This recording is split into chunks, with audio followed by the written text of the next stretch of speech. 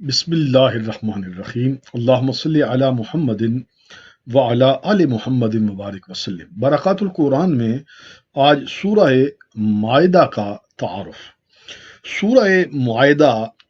یہ تلاوت کے اعتبار سے قرآن مجید کی 5ویں سورت ہے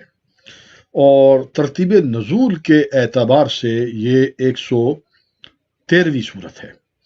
اور اس کے بعد صرف سورہ برات نازل ہوئی ہے، بلکہ سورہ مائدہ کی چند آیات جو ہیں وہ ترتیب نزول کے اعتبار سے اہل علم کے ہاں آخری ہیں۔ اسے مائدہ اس لیے کہتے ہیں کہ اس کے آخر میں آخری رکوع سے پہلے سورہ مائدہ کے نام کی مناسبت مائدہ دسترخوان کے ساتھ کی گئی ہے۔ مائدہ عربی میں دسترخوان کو کہتے ہیں کہ جو حضرت سیدنا عیسیٰ علیہ السلام نے اللہ کی بارگاہ میں التجا کی، عرض کی، سوال کیا تو اللہ رب العزت نے آسمان سے ان پر مائدہ یعنی دسترخوان اتارا، جس میں قسم ہا قسم کے اس میں لذیذ تر کھانے موجود تھے، یقیناً جنتی کھانے تھے۔ یہی اس کے نام کی مناسبت ہے۔ اس صورت میں 16 رکوع ہیں اور 120 آیات ہیں، اور یہ نزول کے اعتبار سے مدینہ منورہ کی آخری صورتوں میں سے ہے، جیسا کہ میں نے پہلے کہا، اور اس اعتبار سے یہ مدنی بھی ہوئی، اور یہ تکمیل دین کے اعتبار سے بھی، یعنی اس میں تمام احکامات کو فائنل جو چیزیں اس میں بیان ہو گئی ہیں وہ آخری ہیں۔ اس میں وہ آیت موجود ہے جو نزول کے اعتبار سے آخری ہے، الیوم اکملت لکم دینکم، یہ آیت اسی صورت کے اندر موجود ہے۔ اس کے جو مضامین ہیں وہ بڑے اہم ہیں۔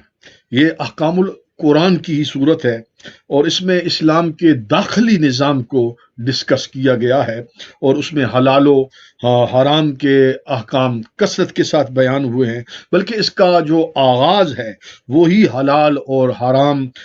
جانوروں کا بھی اس میں ذکر کیا گیا۔ اس میں کتابی عورتیں یعنی اہل کتاب جو عورتیں ہیں ان سے نکاح کی حلت جائز ہونا وہ اس میں بیان کیا گیا ہے۔ پھر وضو کے مسائل، غسل کے مسائل، تیمم کے مسائل اس کے اندر بیان ہوئے ہیں۔ پھر اسی طرح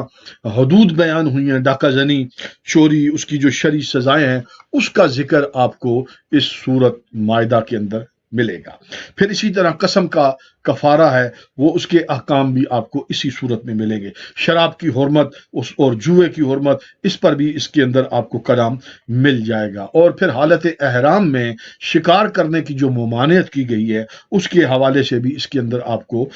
ذکر مل جائے گا۔ اور یعنی کہ گویا کہ یہ ایک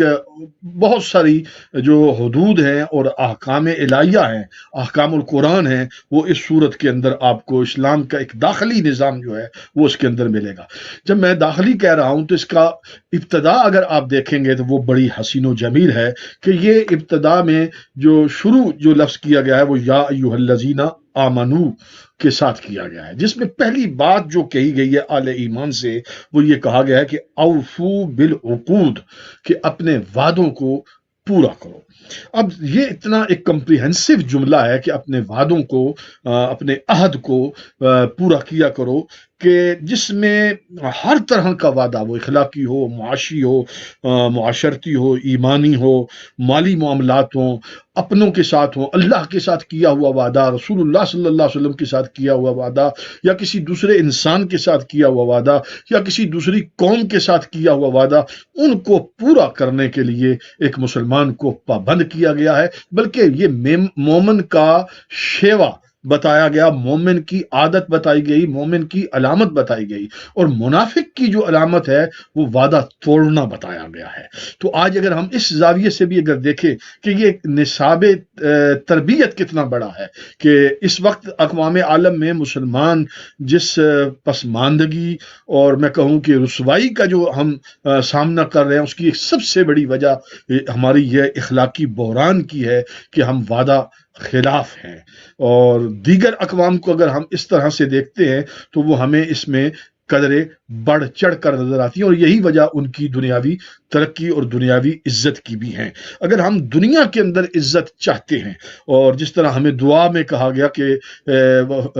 ربنا آتنا فی الدنیا حسنا، اگر دنیا حسنا کرنا چاہتے ہیں تو دنیا حسنا تب ہی ہوگی جب ہم قرآن کے احکام کو، اسلام کے احکام کو، دین کے مزاج کو اور سید عالم صلی اللہ علیہ وسلم کی تعلیمات کو جب ہم سمجھیں گے۔ یہ جو صورت جب نازل ہوئی، اس پر ایک روایت موجود ہے، حضرت عبداللہ بن عمر فرماتے ہیں کہ سورہ مائدہ حضور علیہ الصلوۃ والسلام پر اکٹھی اتری، یہ ایک روایت ہے۔ اس وقت سرکار دو عالم صلی اللہ علیہ وسلم اونٹنی پر سوار تھے اور وہ اس کا بوجھ نہ اٹھا سکتی، اور سرکار علیہ السلام اونٹنی سے سرکار نیچے تشریف لائے۔ ایک روایت میں یہ آتا ہے کہ اس کی ٹانگیں بھی کانپ رہی تھی، اور اس اعتبار سے اہل علم نے ایک مطابقت دی ہے ایک اشکال کی، کہ جیسا کہ کہا کہ یہ پوری اکٹھی اتری ہے، تو دوسری جگہ پر یہ روایات بھی ملتی ہیں کہ اس کی کچھ آیتیں بعد میں بھی نازل ہوئی، کچھ پہلے نازل ہوئی، جیسا کہ الیوم اکملت، بلا شک و شبہ یہ نزول کے اعتبار سے آخری آیت ہے، اور یہ سورہ توبہ کے بعد میں نازل ہوئی ہے، اور آخری سورت جو نازل ہونے والی ہے وہ سورہ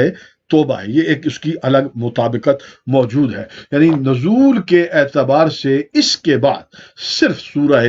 توبہ نازل ہوئی ہے۔ اللہ رب العزت کی بارگاہ میں التجا دعا ہے کہ اللہ تعالیٰ صحیح درست ہمیں فہم قرآن نصیب فرمائے اور اس پر عمل کرنے کی ہمیں سعادت عطا فرمائے۔ والسلام علیکم ورحمۃ اللہ وبرکاتہ۔